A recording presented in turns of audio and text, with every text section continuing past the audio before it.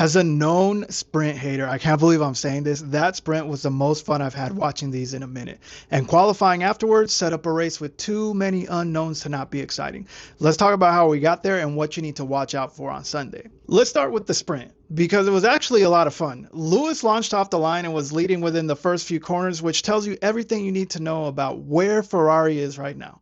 That car, still quick. The back and forth between Lewis and George was genuinely entertaining. Tire Dig eventually caught up to Lewis and Russell took the win, but he still finished on the podium, so no complaints there. Antonelli had another terrible start. He made contact with Hadjar, got a penalty. Hadjar was still furious about it after the race, and Red Bull, nowhere. Verstappen couldn't even crack the top 8. Not the start to 2026 that Red Bull is hoping for. Now qualifying, and this is where it gets interesting. Antonelli took pole and became the youngest ever F1 pole sitter at 19 years old, an incredible achievement. But Russell had a power issue that limited him to a single flying lap in Q3 and still put it on the front row. Not bad.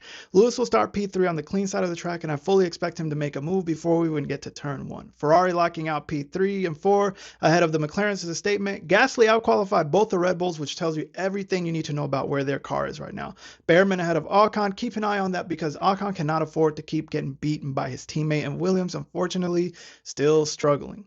So here's my bold prediction for the Grand Prix. Antonelli and Russell are going to have an incident, and when they do, Hamilton is going to be right there to take the win. Leclerc moves up into the podium. One of the Mercedes will also be on the podium, and the other one probably nowhere to be found. Bold, maybe, but I've made my prediction. If I'm wrong, we don't talk about it. Rest in peace, my granny, she got hit by a bazooka.